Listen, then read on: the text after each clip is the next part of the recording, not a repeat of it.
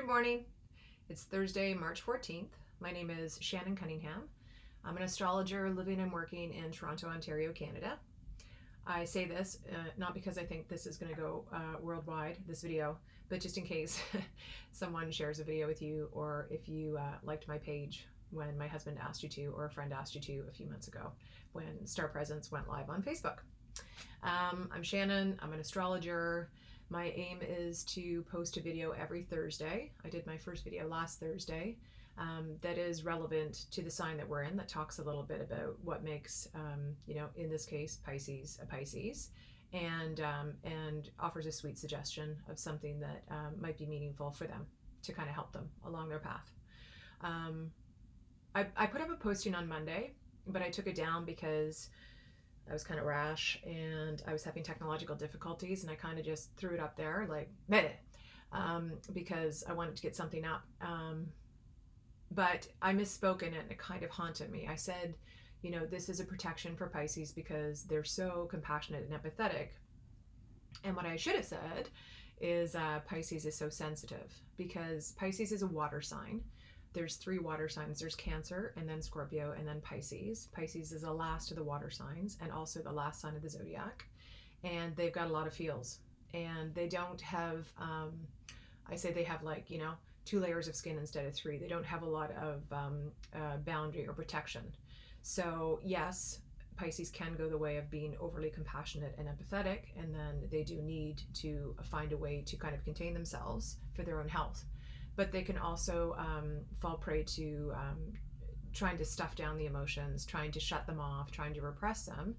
And as we all know, that makes us sick. And anything that we sweep under the carpet tends to grow fangs and grow larger, and then catches us unawares and makes us do regrettable things. So we all have experience with this. So the Pisces that I am recommending is Mark Manson. His last name is pretty easy to remember, and he is awesome. He is a famous blogger, but he also wrote the book you may have heard of called The Subtle Art of Not Giving Up. Starts with F, rhymes with puck. And on the back of the book, it basically says this is a counterintuitive approach to self-help, which I get. It's unlike any book I've read before. He takes a lot of information. He's a voracious reader and a brilliant thinker. He consumes about 70 pages a day. He spent 1 year of his life reading 1 book of nonfiction every day to hone his craft. But the best thing that he does is he takes these really complex works, and then he basically takes them in, he assimilates, integrates, and then is able to offer them up in really funny stories and in a really common language that relates to us and our culture and our time, and they're words of wisdom. They're wonderful. So it's a really fun read, and you will finish the book and be like, the better for it in a lot of ways. And the reason why they call it a counterintuitive approach is because he flies in the face of polite or feel good kind of self-help. He's like, no, life is hard, time to face the facts, and let's go through it. Choose what you care about. Don't let it be the result of your history or heredity or environment. The only thing you control is your thoughts. And so be selective and be very directed with your energies, which is great because, a lot of times we're just out there wasting our energies, or procrastinating and feeling like crap about it, or letting our subconscious rule the day. And so he's like, just be aware and accept and move through, and you'll get to the other side, and you'll be the stronger and the better for it. And I love that, and it's a message I always need to hear again. And I think it's really good for Pisces. You are a lot of things. It is such a big sign, and that high sensitivity is really hard to navigate. And him being a Pisces, I think, is brilliant because he knows what he's talking about. And